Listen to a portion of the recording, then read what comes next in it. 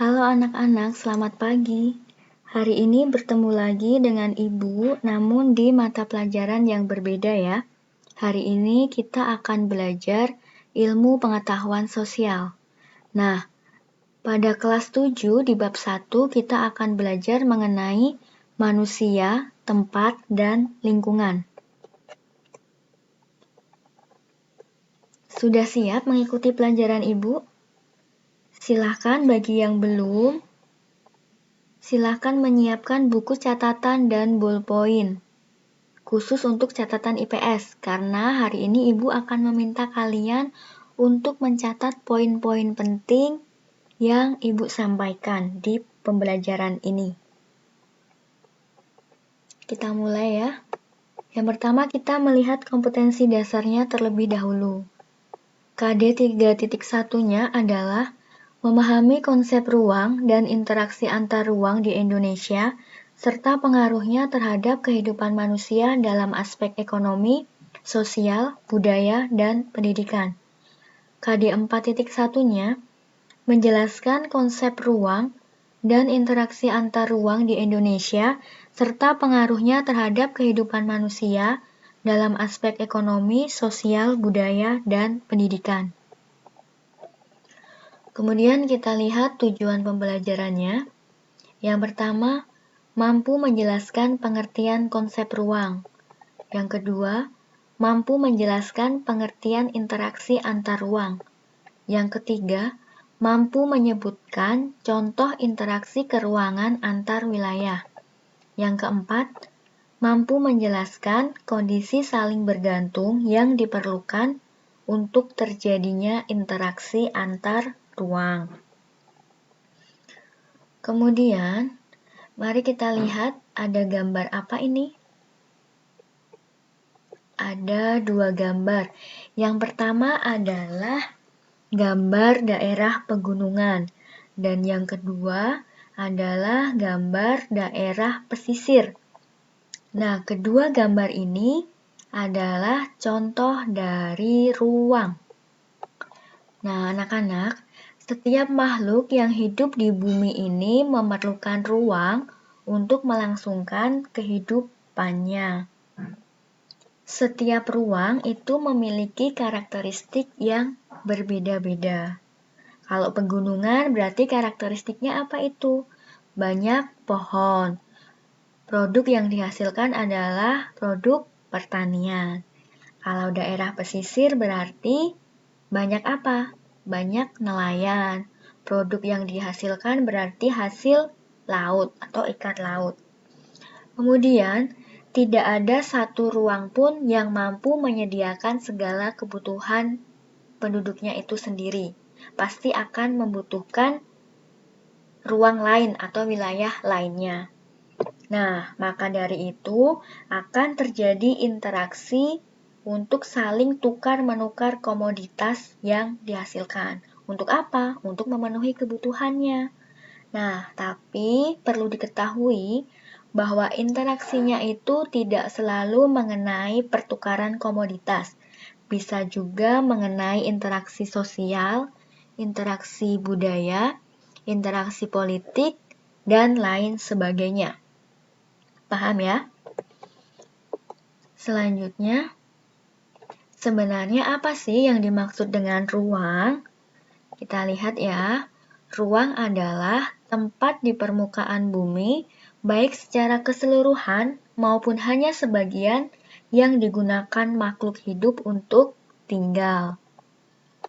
Kemudian, setiap ruang di permukaan bumi itu memiliki ciri khas tertentu yang berbeda antara satu wilayah dengan wilayah lainnya. Nah, tidak ada satu lokasi pun yang memiliki karakteristik sama persis antara satu dengan lainnya, walaupun sedikit pasti ada perbedaannya. Nah, karakteristik itu dapat dilihat berupa tanah, batuan, tumbuhan, ataupun lain yang berbeda dengan tempat lainnya. Begitu ya. Nah, dengan adanya perbedaan karakteristik, itu akan menyebabkan adanya interaksi antar ruang dengan lainnya atau menyebabkan adanya interaksi antar wilayah satu dengan wilayah yang lainnya. Kemudian kita lihat pengertian dari interaksi. Menurut Bintaro, interaksi merupakan suatu proses yang sifatnya timbal balik dan mempunyai pengaruh terhadap tingkah laku, baik melalui kontak langsung maupun tidak langsung. Kontak langsung berarti interaksi itu terjadi ketika seseorang datang ke tempat tujuan secara langsung. Kalau yang tidak langsung berarti interaksi itu dapat terjadi melalui berbagai cara. Misalnya dengan membaca berita, membaca koran, ataupun melihat tayangan di televisi. Atau bisa lainnya, misal mencari di internet. Kemudian, interaksi antar ruang itu dapat berupa pergerakan orang, pergerakan barang, maupun informasi dari daerah asal menuju daerah tujuan. Nah, selanjutnya kita lihat contoh interaksi antar ruang. Misal, ini ada daerah pegunungan dan ada daerah pesisir pantai. Pada umumnya, daerah pegunungan itu akan menghasilkan sayuran, dan daerah pesisir pada umumnya akan menghasilkan ikan laut. Nah, kedua wilayah ini akan melakukan interaksi yang berbentuk perdagangan atau jual beli. Ketika daerah pegunungan membutuhkan ikan laut, maka akan membeli dari daerah pesisir. Begitu juga sebaliknya, ketika daerah pesisir membutuhkan sayuran, maka akan membeli dari daerah pegunungan. Masih bisa dipahami ya? Selanjutnya, kita lihat bentuk interaksi antar ruang. Ada berapa bentuk ya? Ada mobilitas penduduk, ada komunikasi, ada transportasi. Berarti ada berapa? Ada 3 bentuk interaksi antar ruang. Kita lihat yang pertama, mobilitas penduduk itu merupakan interaksi dalam bentuk perpindahan manusia. Kemudian, komunikasi itu adalah interaksi melalui perpindahan gagasan dan informasi. Kemudian untuk transportasi berarti interaksi yang terjadi melalui perpindahan barang. Misal, barang atau produk dari desa dibawa ke kota atau produk dari kota dibawa ke desa. Begitu ya. Kemudian selanjutnya adalah kondisi yang menyebabkan terjadinya interaksi antar ruang. Ada apa saja? Ada 3 kondisi. Yang pertama adalah saling melengkapi, yang kedua kesempatan antara, dan yang ketiga adalah kemudahan transfer. Kita lihat satu-satu ya. Yang pertama, kondisi saling melengkapi. Kondisi saling melengkapi itu terjadi ketika ada wilayah-wilayah yang menghasilkan komoditas berbeda. Kita lihat contoh dari kondisi saling melengkapi ini. Misal, wilayah A itu merupakan penghasil sayuran, sedangkan wilayah B itu merupakan penghasil buah-buahan. Wilayah A membutuhkan buah dari wilayah B, dan wilayah B membutuhkan sayuran dari wilayah A. Maka akan terjadi interaksi jual beli antara wilayah A dan wilayah B. Paham ya? Wilayah A akan menjual sayuran ke wilayah B dan wilayah B akan menjual ke wilayah A. Begitu. Paham? Selanjutnya, kondisi yang kedua adalah kesempatan antara, yaitu interaksi yang terjadi ketika ada wilayah yang menawarkan alternatif lebih baik. Kita lihat contohnya. Contohnya wilayah A itu penghasil sayuran dan wilayah B itu penghasil ikan.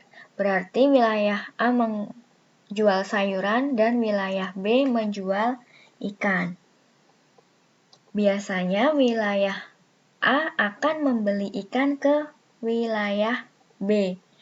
Tapi ternyata diketahui bahwa ada wilayah C yang juga sebagai penghasil ikan, menjual ikan juga.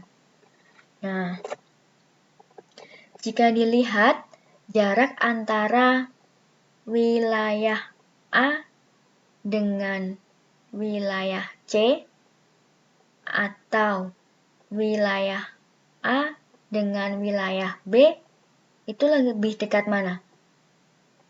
Wilayah A lebih dekat ke wilayah B atau lebih dekat ke wilayah C? Berdasarkan anak panah lebih dekat ke wilayah C ya. Dengan demikian maka akan terjadi interaksi antara wilayah A ke wilayah C. Wilayah A akan beralih membeli ikan ke wilayah C.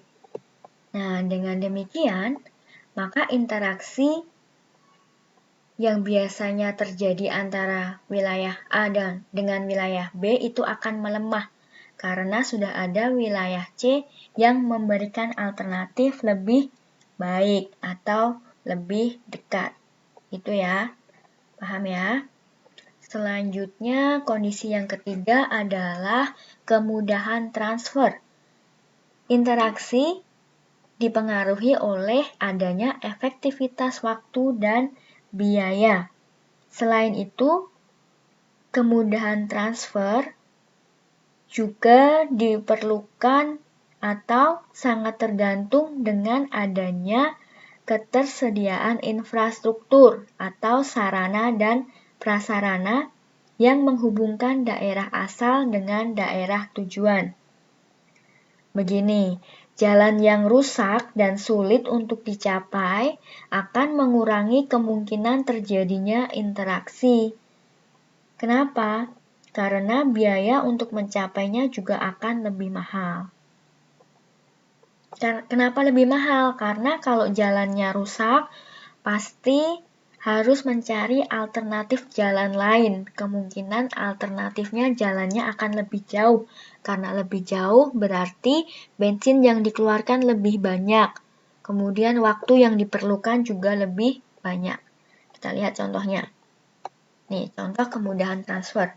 Wilayah A itu sebagai penghasil sayuran. Biasanya wilayah A itu akan memasok sayuran ke wilayah B. Nah, namun ternyata jalan untuk menuju wilayah B itu rusak dan mengalami perbaikan. Maka, yang terjadi adalah wilayah A tidak jadi menjual sayuran ke wilayah B. Kenapa tidak jadi? Seperti yang Ibu jelaskan tadi. Karena jalannya rusak, ada perbaikan, tidak bisa dilewati, maka untuk menuju wilayah B harus mencari alternatif jalan lain. Ternyata alternatif jalannya lebih jauh. Karena lebih jauh berarti waktu yang ditempuh lebih banyak, otomatis biaya untuk bensin juga akan lebih banyak. Padahal biaya untuk terjadinya interaksi harusnya lebih rendah. Karena apa? Agar keuntungan yang diperoleh itu lebih banyak. Begitu. Apakah ada pertanyaan? Sebelumnya, Ibu akan menekankan lagi ya. Jadi hari ini kita belajar mengenai ruang. Nah, ruang tadi adalah apa? Tempat di permukaan bumi, baik secara keseluruhan maupun sebagian yang digunakan manusia untuk atau makhluk hidup untuk tinggal. Kemudian, syarat terjadinya interaksi sosial atau interaksi ruang itu karena adanya karakteristik tertentu atau ciri khas tertentu. Kemudian bentuk interaksi itu ada 3. Yang pertama tadi ada mobilitas penduduk, ada komunikasi, dan ada transportasi.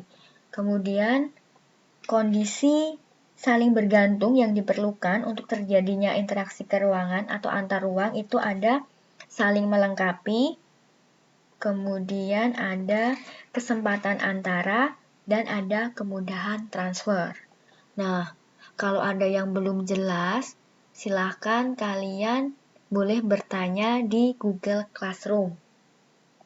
Kemudian, tugas kalian hari ini adalah pertama, mencatat materi yang Ibu sampaikan ini. Yang kedua, Ibu minta kalian mencoba membuat contoh dari kondisi saling melengkapi atau dari kondisi kesempatan antara atau dari kemudahan transfer. Tugasnya dibuat di mana, Bu? Nanti Ibu akan membuatkan di classroom, di forum ya, bukan di tugas kelas. Kalian bisa memberikan komentar di forum. Komentarnya berisi contoh dari kondisi tadi, kondisi saling melengkapi, atau kesempatan antara, atau kemudahan transfer, agar Ibu bisa mengecek kalian sudah paham atau belum. Begitu ya. Kemudian, agenda minggu depan, kita akan belajar mengenai letak dan luas Indonesia. Besok sebelum pembelajaran IPS, kalian boleh membaca materinya dulu. Silahkan membuka buku halaman 7 ya, agar kalian sebelumnya sudah tahu gambaran yang akan kita pelajari. Itu. Begitu ya anak-anak, selanjutnya kita lanjutkan di classroom. Sampai di sini dulu. Terima kasih sudah memperhatikan penjelasan Ibu. Semoga bisa dipahami. Ibu berpesan tetap menjaga kesehatan, tetap semangat dalam mengikuti pembelajaran jarak jauh. Jika ada tugas, jangan ditunda-tunda agar tidak menumpuk, biar tidak kesusahan nanti. Kalau tugasnya banyak, nanti kalian akan kesulitan. Begitu ya. Terima kasih untuk hari ini. Sampai jumpa di pertemuan selanjutnya.